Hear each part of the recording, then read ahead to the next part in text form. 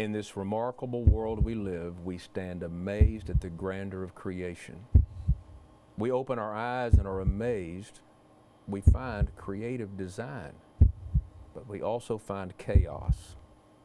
How do these things coexist? Is one perceived and the other real? If so, what is true? For what are we all yearning? Hello and welcome to What is True. My name is Dennis Carroll, and it's a privilege that we can study God's Word together. We can think about life, the world we live in, and how that we can begin to make sense of the things that occur. When we endured our series on the nature of faith, when I say endured, that we had to visit, why does God allow suffering? And really it leaves us back to this place of the nature of things, but really it's the nature of everything.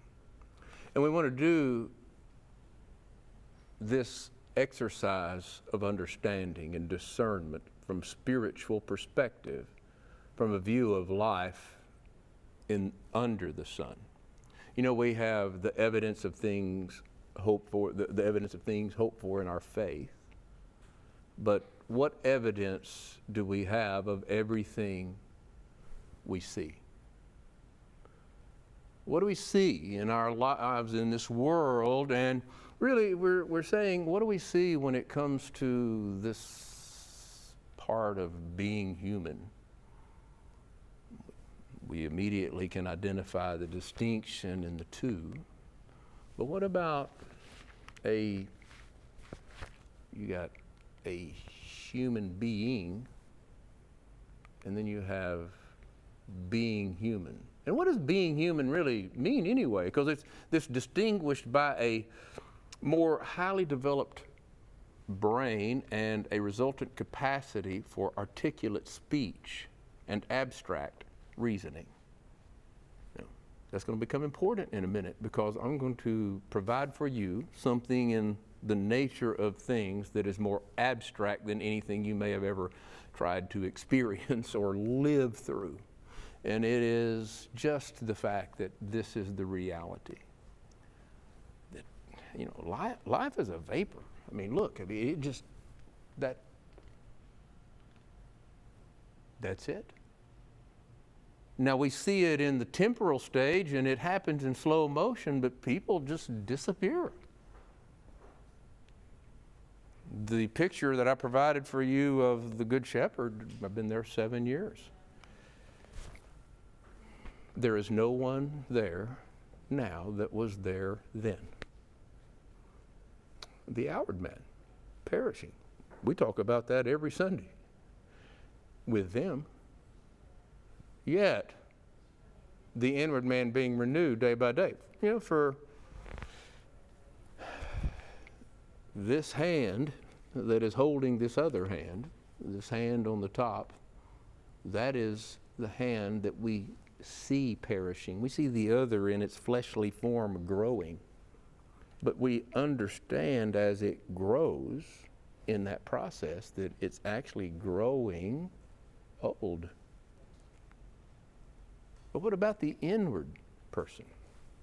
In fact, therefore we do not lose heart, even though our outward man is perishing, yet the inward man is being renewed day by day. For our light affliction is but for a moment. They were undergoing all kinds of adversity.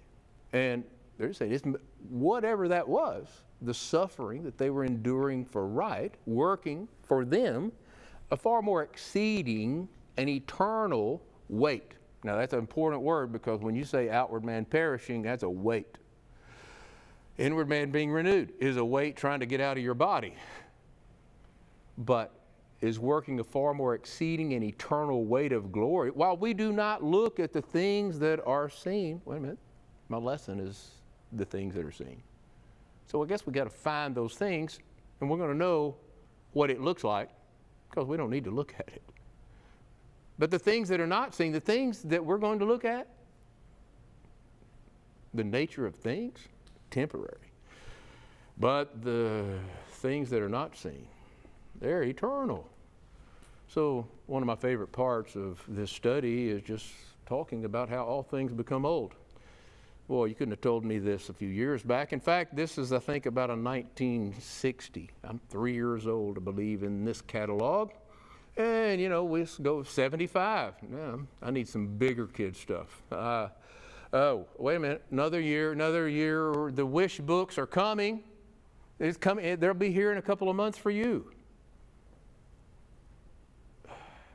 You can even buy these online and look at what you bought back in the day. What do you want? Here's your wish book. That's the world. We're consumers, so just tell me what you want. And here's what we know. It's like asking, you know, what do you want to go eat for supper? What do you want to go have for lunch? You know, I don't know. And we find that all the time as we seek to gain a particular item, and we think, well, if I just get that item, then I'm going to get what I need. Well, you know, I need to figure this out. So knowledge is power. So I go to the book of Ecclesiastes, and I see that one generation passes, another generation comes. So here I am in my generation, and it says that I don't have any remembrance of the things that have come before. So my effort here at my 60 years of age is, well, I don't know. Will you remember anything I say? I guess not. In life under the sun. But then again, we say, well, knowledge is power. Well, it's not very powerful. It's not lasting. But so listen, is it power? Is knowledge power? I mean, at the end of Ecclesiastes in chapter 12 and verse 12, it says, you know, to the making of many books, there is no end. Well, to get your knowledge, you got to get that study in. And guess what? You can study your whole life, and there's not going to be an end to your study. You're not going to have it all figured out. In the human experience, here's what we learn in Ecclesiastes chapter 1 and verse 8, as he began to find out, the more he could obtain in knowledge. In wisdom is much grief. Once I know more, I have more in my mind, in my life experience. He who increases in knowledge increases in sorrow. I mean, in 1979, I did not worry about a computer virus. I didn't worry about the cost of my cell phone bill. The more that you know, the more you have to worry about. If you don't believe me, then you can just watch the shocker news, the channels that provide shocker news. You can just be inundated with it. So he says that's all sorrow. I'm not pursuing that because I'm looking for happiness. I'm looking for that abundant life. And so he inquires possessions, knowledge and power gets money, and then money is going to get me stuff.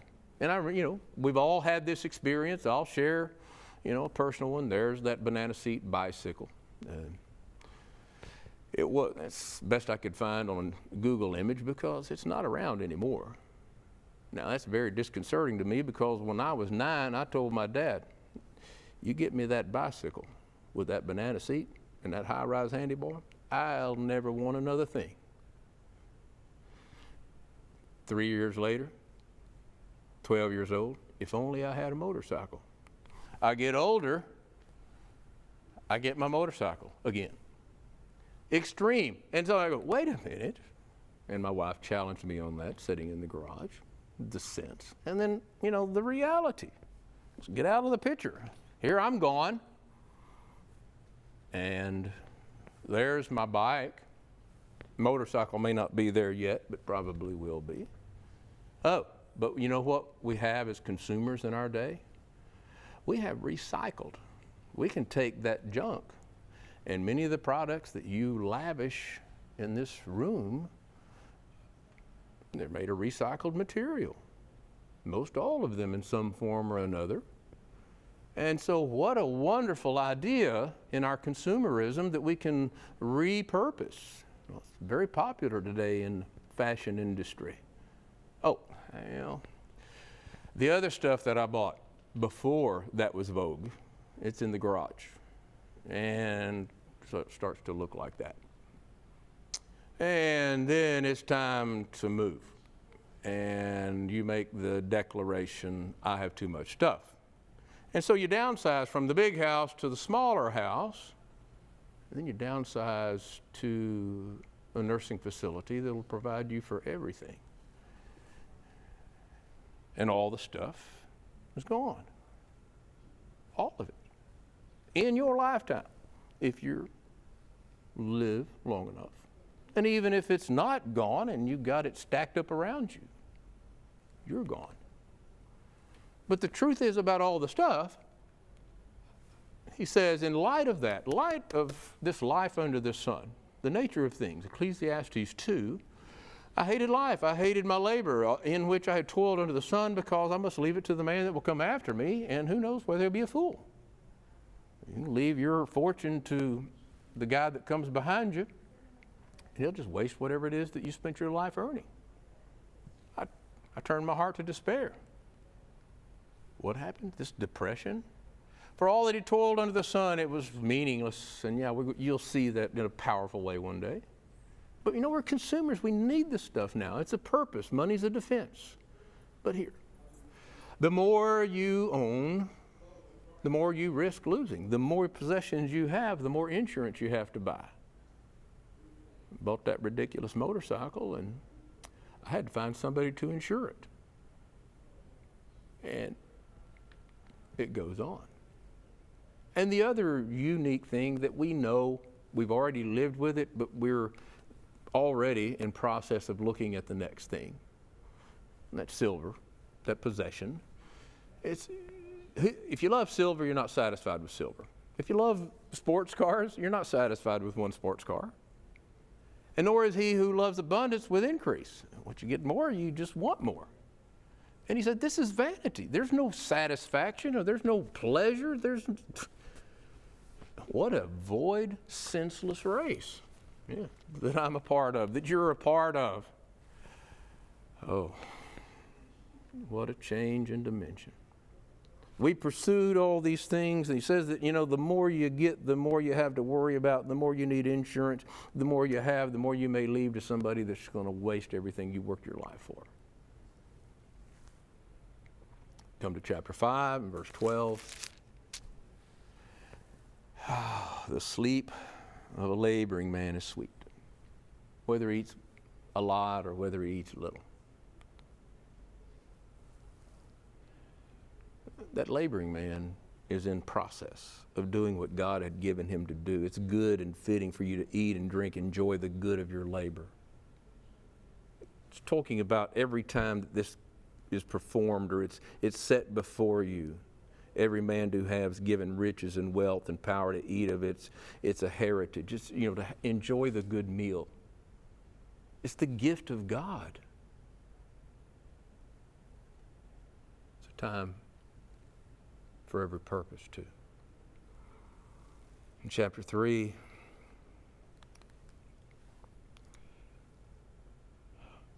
time to be born. Life in its purity. Oh, man. As a father and as a grandfather, that moment is just unlike any other moment. So is this. A time to die. Interwoven in all of those things is somehow this conclusion that we have, that in these seasons that he has made all things beautiful in his time. And that same text says that he has put eternity in your heart, that you can find nothing after you.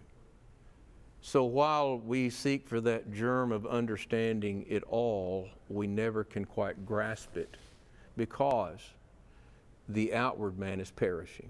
Now the struggle, the thing we know, the chest trying to come out of our spirit trying to come out of our chest. And the nature of things as they perish, our spirit wants out. Our spirit wants out of worldliness. Light shines in this dark world when God is acknowledged. And when we acknowledge God, and you see this, it is the gift of God. When you acknowledge life, when you find those moments where life is real, and it says that He's made all things beautiful in His time. Ecclesiastes 3 and verse 11, in the face of all the stuff that we read, and the time to die, time to kill and heal and break down and build up and weep and laugh and mourn and dance, all the good and all the bad. And the summation is that our God would say, everything is beautiful in my time. And He's put eternity in your heart so that you can understand that. So there's that yearning that we speak of in our introduction. Oh, but here we go. That heart, that emotion, that spirit, and injustice comes. What do we say? It's here. We can't take it away. It's in the world. In the place of judgment, wickedness was there, and in the place of righteousness, iniquity is there, and this is vanity. And I say, amen. There is a vanity that occurs on the earth, that there are just men to whom it happens according to the work of the wicked, and there are wicked men to whom it happens according to the work of the righteous, and this is vanity, and I say amen. Bad things happen to good people. Good things happen to bad people.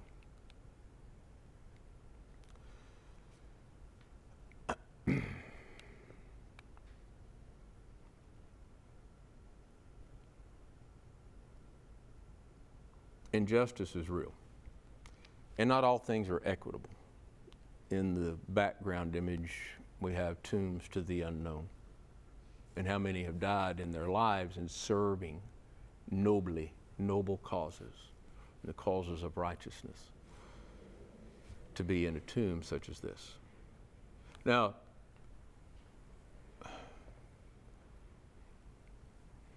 Sister Ruby is all I'm going to say. I knew her as a child. She attended a church where I grew up through a few years. I know her granddaughter. Was able to spend some time with her prior to Sister Ruby departing this life. Been a member of the church all of her life. But you know how it is at the end, the forgotten. It's unjust, isn't it? But we kind of see that in the thread of Ecclesiastes, that there are people who spend their lives doing good and the end is not so beautiful. That is, in this life. But Sister Ruby, there was not funding to provide a funeral, and we just had a memorial card in the newspaper. But then, a day later, or Sunday later, someone brings me this little laminated card. It has on it Ecclesiastes 12:13. Let us hear the conclusion of the whole matter, to fear God and keep His commandments. Ruby gave this now 40-something-year-old man this card. He still had it. You see, precious in the sight of the Lord is the death of His saints. And those that die, they die in the Lord, and they rest from their labors, and their works do follow them, even in the most insignificant ways that you can possibly imagine. And we just factor in all of life. Why do things like that happen? How can these things fall through the cracks? The race is not to the swift, nor the battle to the strong, nor riches to men of understanding, nor favor to men of skill. So if you have any sense of superiority in your speed or your strength or your riches, think again. Time and chance occurs to us all, and we have one destination. And while we would like maybe to go in a very beautiful fashion, the truth is we're all going to one place. We're all from the dust, and we all return to the dust.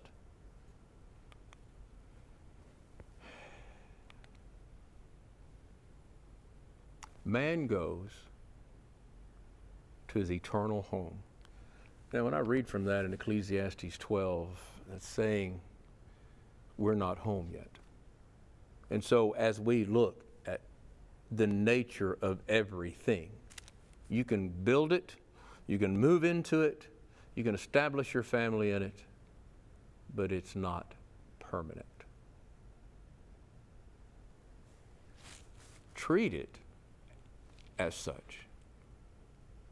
Enjoy it, but don't look to it as if it's going to be something to provide you lasting anything. It's going away. So time for the abstract reasoning in our closing time. Better to go to the house of mourning than to the house of feasting, for that is the end of all men, and the living will lay it to heart. Ecclesiastes chapter 7 and verse 2. I returned yesterday from assisting my father to get set up in hospice. And I spent 2 days with my mother. And we discussed things that required a lot of mourning. And at those times where you had to step away and allow what felt like your spirit to try to get out of your chest, that there was not room in your heart, that you become familiar with this abstract reasoning. I mean, when we talk about that, better to go to the house of mourning than to the house of feasting, for that is the end of all men, and the living will lay it to heart,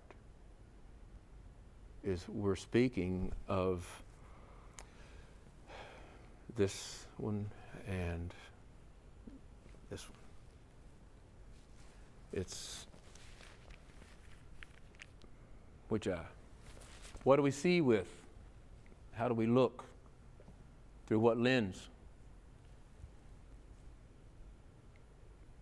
Can we, while we were young, comprehend the temporal nature, even when our body is growing? You see, this lesson presents a unique aspect of life. Because we come to this conclusion and we speak of in our faith, in Christian terms, on this side of the cross, faith and hope and love. We have living, we have dying, and we have purpose in both. Now you come to the New Testament, and the Apostle Paul in 1 Corinthians chapter 12 says, I'm going to show you a more excellent way. That way is faith and hope and love, and the greatest of these is love. You see, in chapter 12, they were listing miraculous spiritual gifts. Wouldn't it be a wonder that you could come in and just heal someone who is in this life seeking to get to the next one in comfort? You could just heal them, give them another 5 or 6 years or whatever. The life that we have is only lived not in the absence of death. That's a reality. It's the way, the faith, and the hope, and the love, because when you get to that end, you're only looking for the sleep that takes you to the life to come. So, the little card from Ruby is from our book.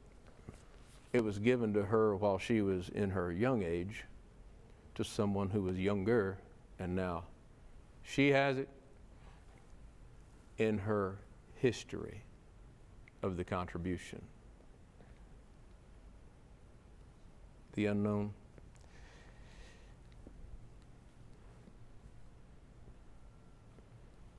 Everything. The nature of everything.